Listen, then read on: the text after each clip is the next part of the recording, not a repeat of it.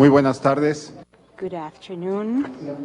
Let us start the press conference offered by the President of Mexico and the United States. A statement with President Fox and later on George W. Bush. And then we shall give chance to the question and answer period. First a question for the Mexican press, then another one for the American press, and then twice for every part. President Fox. Good afternoon, ladies and gentlemen. President Bush, welcome to Mexico and welcome to Monterrey. We receive you with great enthusiasm, the way we are receiving the leaders of the countries of America. We have great expectations in order to work in this extraordinary Summit of the Americas in order to know each other better. All of us leaders that have responsibilities in America, so as to analyze extraordinary matters that have been brought about in the last few years since the last meeting of the Americas. While checking and making a revision on these matters, we can give broad solutions to the problems, economic and poverty problems in a great part of the continent. Have solutions to the problems of human capital, social capital in our respective countries, and likewise deal, as we have been doing in every single meeting, the safety and security matters. Going deep inside the problems of corruption, making sure that in our countries democracy should be there and the state of law should be there. So this meeting will enable us to give steps forwards in all these multilateral topics. Likewise, we have had a bilateral meeting, and I will mention this later on, a couple of matters, important matters in reference to this bilateral conversation. First of all, relating it to the migration topic. President Bush has given us in full detail and has told us once again the proposal made in the United States for the migration matters and the policy that should be checked upon that topic. It's a sovereign matter of the United States. Consequently, this migration proposal is analyzed according to the different conversations that President Bush and President Fox, myself, even when he was a governor in the state of Texas, and I was a governor in the state of Guanajuato. Since that time, we have been touching upon these subjects, and we did it in the first meeting in Rancho San Cristobal in the state of Guanajuato. We did it once again, and we spoke about migration, and we have been doing this in each one of the different meetings. So I would like to give full acknowledgement that part of the conversations, a great part of the conversations, have been collected and analyzed, but this is a proposal made by the President of the United States. We totally agree and aware that the proposal should be discussed, broadly discussed, analyzed, particularly in the Congress of the United States. Consequently, we should give full time so that the idea should mature and it should be definitely be approved. So, for us in Mexico, this is a very important step forward on what has to do with the relationship between the two countries, on what has to do with the migration flow. It is a topic with a great priority for our countries, for both countries. This proposal opens an opportunity to have a certain movement, a certain situation important for many millions of Mexicans. It is a priority. It is a valuable proposal, and by all means, it will have to do with the improvement of the situation of these migrants, but it will have to do as well with the strengthening of our respective economies. That on the one hand.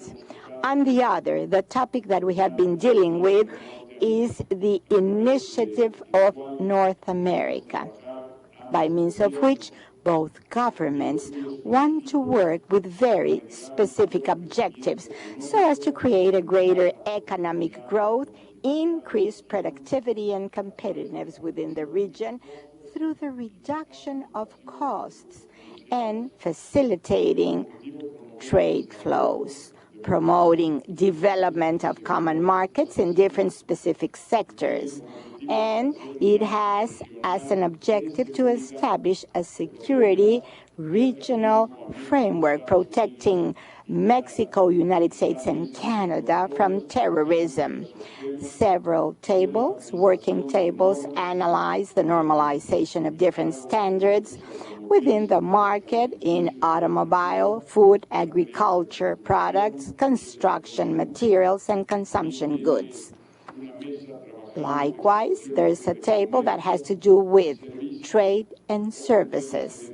Another one is working on energy. Another one in scientific and technological cooperation. Another one, regional cooperation on trade and investment. Consequently, it is a great effort so as to achieve the objectives that I just mentioned. President Bush, once again, thank you for visiting us. Thank you for being here. This summit, this meeting will allow us to be near the different presidents, the different leaders of Latin America, the Caribbean area, Central America, and by all means, North America. And it will be for the good of this continent in the future. Thank you. Thank you, Mr. President. Laura and I really appreciate your hospitality. We want to thank you and Marta for being our friends. I remember well our visit to your ranch, and to this end, we would like to extend an invitation to both you and the First Lady of Mexico to visit our ranch on March the 5th and 6th. I hope you can find, I hope it's a convenient date for you on your calendar, because we'd love to have you there. The bonds of friendship and shared values between our two nations are strong. We have worked together to overcome many mutual challenges, and that work is yielding results. Today, Mexico is America's second largest trading partner, and we are Mexico's largest. Every day, thousands of Americans and Mexicans cross the border in both directions for reason of commerce and tourism. And many Mexicans settle in America, bringing with them optimism and a strong desire to succeed. They come to fulfill their dreams, and in the process, they enrich our nation. Last week, I proposed a new temporary worker program that will help further the cause of safe, legal, and orderly migration.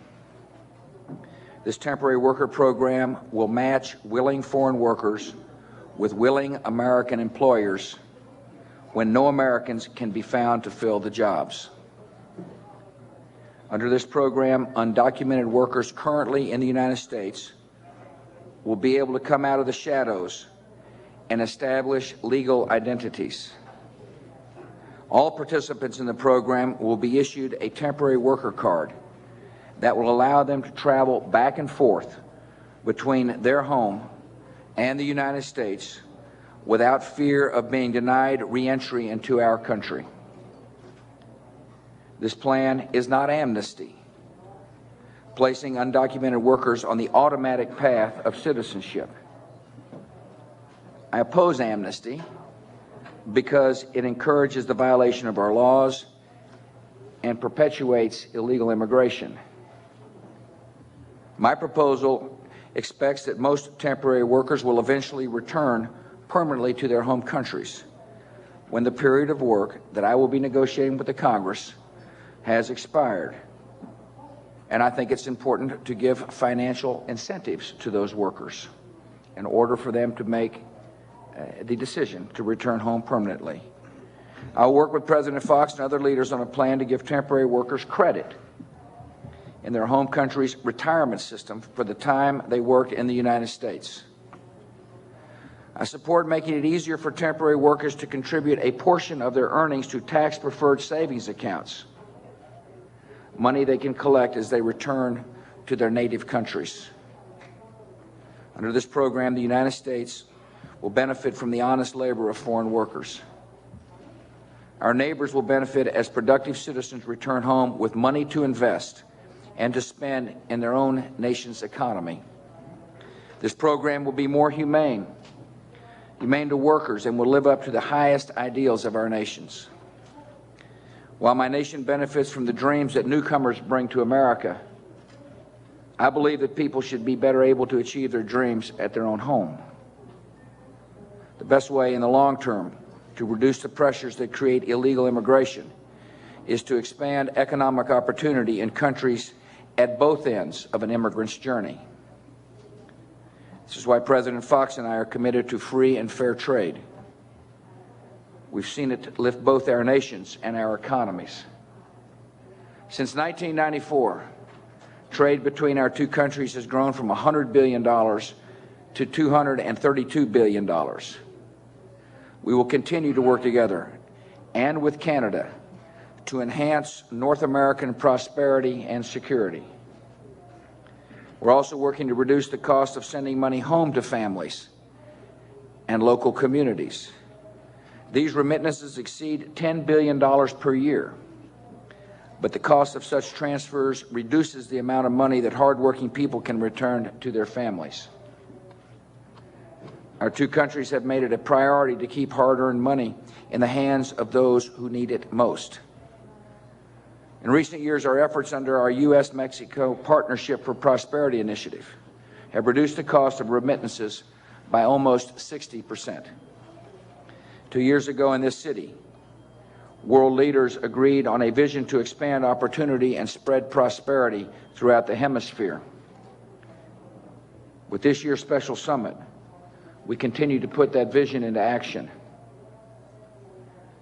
Through the Inter-American Development Bank, we are expanding access to credit for small business entrepreneurs, the key engines of growth and job creation for any nation's economy.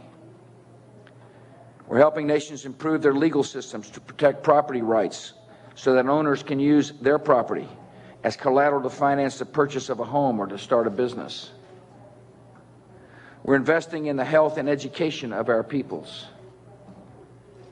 and we're intensifying our common fight against corruption. President Fox and I will also continue our efforts to support democracy in the region. We will work with the Organization of American States to ensure the integrity of the presidential recall and referendum process underway in Venezuela. And as part of our effort to protect the institutions of democracy in Bolivia, we will co-chair the initial meeting of the Bolivia Support Group in Washington this coming Friday. Our bilateral relationship is strong. This summit's agenda is full. The United States will continue to work with our friends in the neighborhood in a spirit of common purpose and mutual respect. Thank you, Mr. President.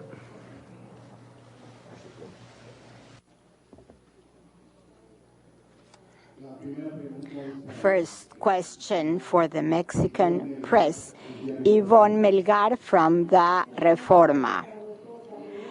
Question for both of you. President Fox once more on migrating matters. What else did the Mexican government propose? What else can we expect for the Mexican workers? Can we aspire the same treatment of the Canadian ones without any approaches? What are the purposes in reference to migrants? Does this have election purposes? And will the United States avoid violating the human rights in our airports? What is the question? And the question is addressed for both presidents. Thank you. First of all, I would like to say, what else can we wish? What we want is the plan presented by President Bush. We hope that the plan has a happy ending through the political process that should be followed within the United States so that it can be approved in the Congress of the United States. I would say that this is what we want. The plan, as it was mentioned before, is a very important step forward for many Mexican workers in the United States.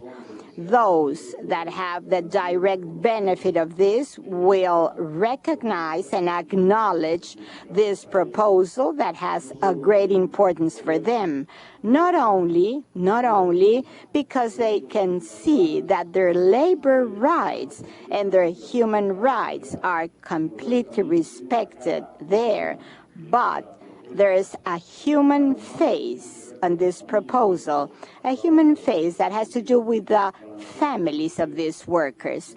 Consequently, for us, it is a plan that meets the demands and these measures, and our will should be to support the plan to be achieved and go on. In reference to safety matters on the airports and the flights, that is a sovereign decision in Mexico to implement these safety and security programs within the airports and within the Mexican airlines. So we are not violating any human right of any sort of citizen. What we're doing is paying special attention so as to avoid terrorist acts, violent acts within the Mexican territory or within the Mexican airlines.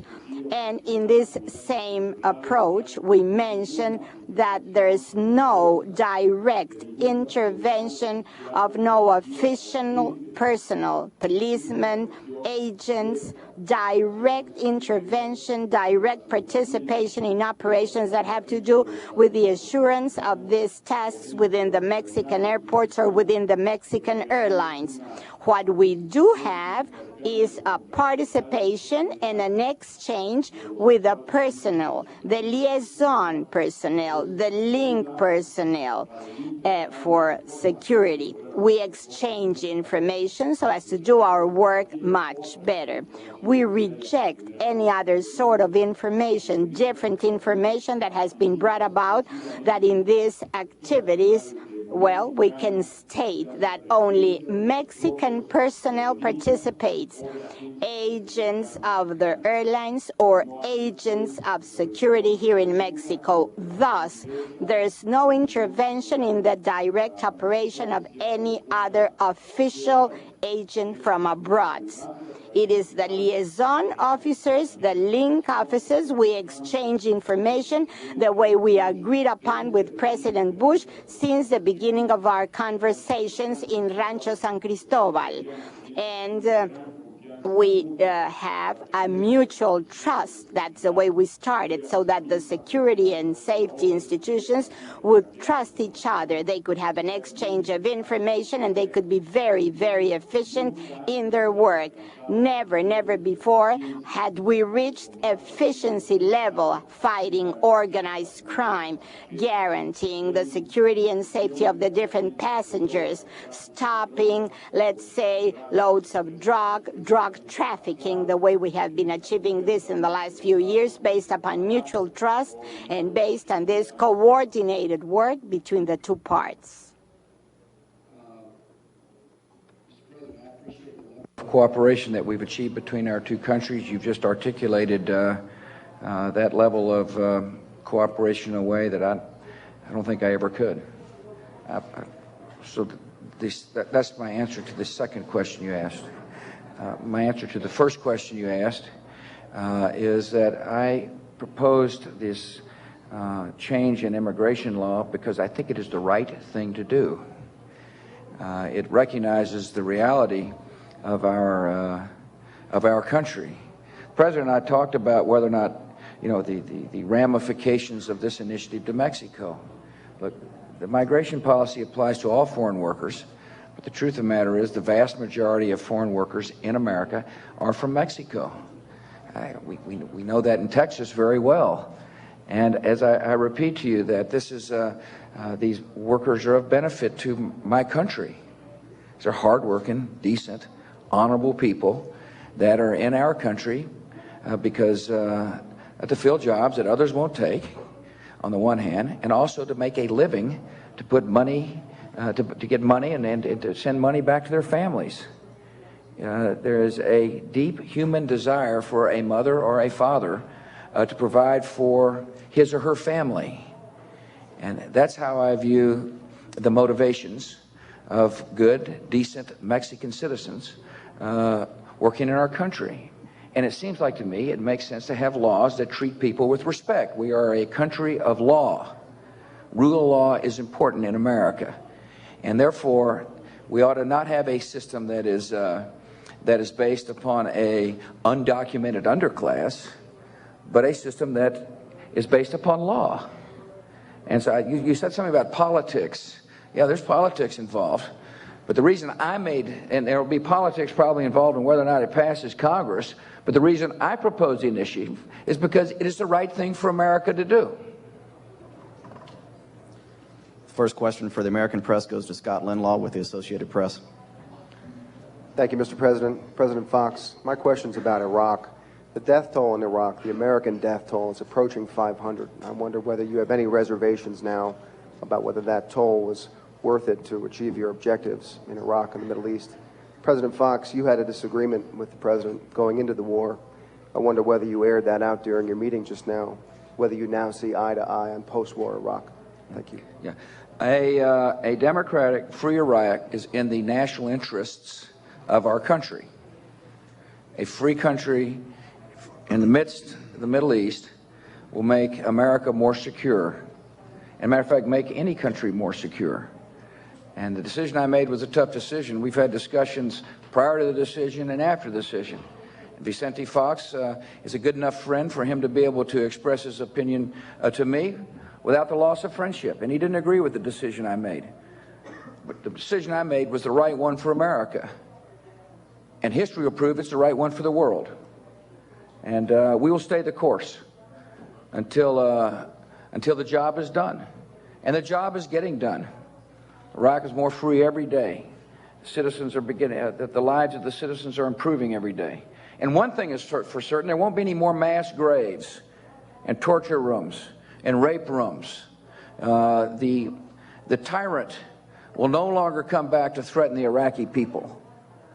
These people will be able to live in these Iraqi citizens will not only be able to live in a free society, they'll be able to live in a society that is free from one of the most brutal dictators in the world's history.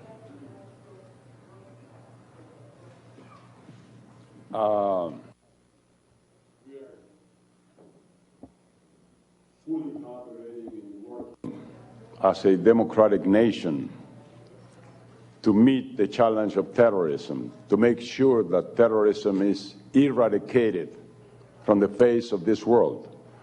That's our challenge today, and that's what we work on.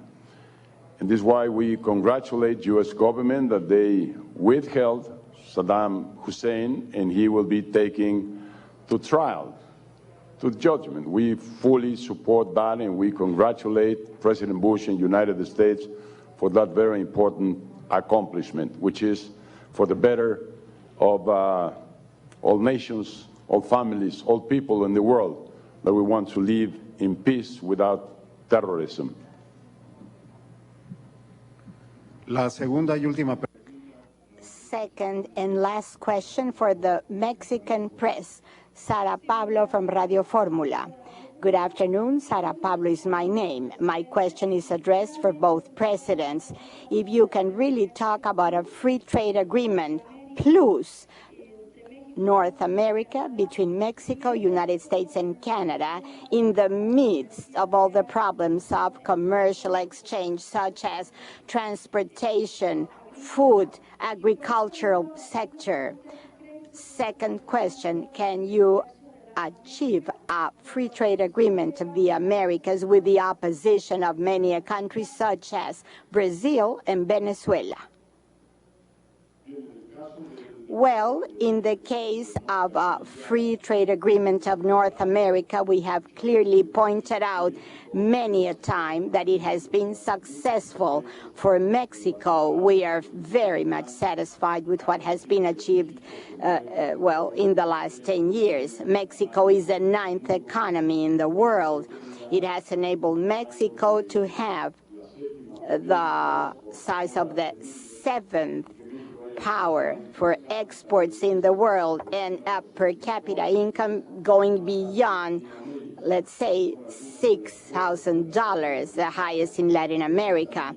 These are things that have been brought about because of this relation that has been established, and we have worked upon that for 10 years. I read a report of the ILO about Latin America and unemployment and wages and salaries on the different workers, and Mexico has the best, let's say, rate on unemployment in Latin America, improving the situation, improving the actual wages of their workers in Latin America, the only one in Latin America. And by all means, this is coming from the free trade agreements. Consequently, we are satisfied with the free trade agreement, and it should continue operating and working with success. On parallel basis, we have thought about the initiative of North America to thrust and develop our economies much more, achieving competitiveness and productivity, generating jobs and quality of life in our respective countries.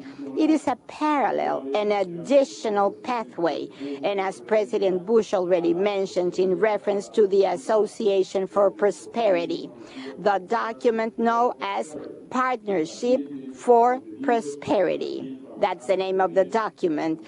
It has many content, and we work day by day so as to thrust and improve the document. So we're giving steps forward in this direction. That on the one hand. On the other, as a consequence of this, Mexico is a passionate promoter of the free trade agreements in the Americas.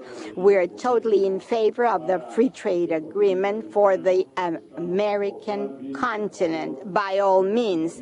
And we're working in favor and working actively so that it will be achieved as soon as possible. We received with great satisfaction the results of the last meeting in Miami, Florida, where the agreement is to continue building this free trade agreement so as to have it ready on the foreseen dates that we thought about. So we are working enthusiastically in this field. By all means, we do not only want a free trade agreement, but we want a very good free trade agreement, an agreement with quality on what has to do with trade that would take development to the less developed countries, the poorest countries in our continent, that could take development to the different regions where there's greater poverty in our continent. And that is the fundamental purpose of this agreement.